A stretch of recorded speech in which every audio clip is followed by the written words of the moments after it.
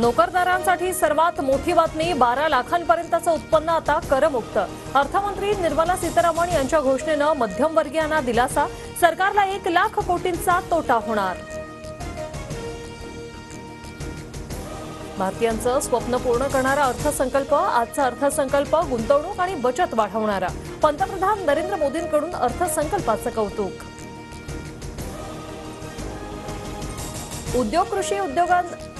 देशातील कृषी उद्योगांच्या विकासासाठी मोदी सरकार सकारात्मक।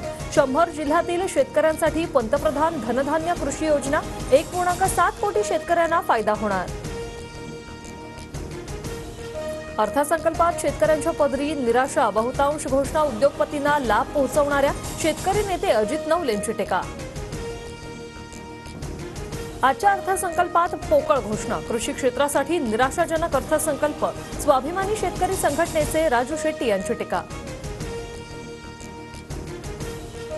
नामदेव शास्त्रींनी पंकजा मुंडेंसाठी गडाचे दरवाजे बंद केले, आज कोणत्या कारणामुळे गडाचे दार राजकारणासाठी पुन्हा उघडले? प्रकाश महाजन यांच्या नामदेव शास्त्री यांना सवाल। आम्हाला मदत नको, न्याय हवा, आम्हाला सध्या न्यायाची गरज। नामदेव शास्त्रींच्या विधानावर धनंजय देशमुखांची प्रतिक्रिया, संतोष देशमुखांच्या कुटुंबियांची जबाबदारी, भगवान गड उचलायला तयार असल्याचं वक्तव्य नामदेव शास्त्रींनी केलं होतं। भाजप आमदार रणजितसिंह मोहिते पाटील यांनी घेतली उद्धव ठाकरेंची भेट, मुलाच्या लग्नासाठी पत्रिका देण्यासाठी भेट घेतल्याची माहिती।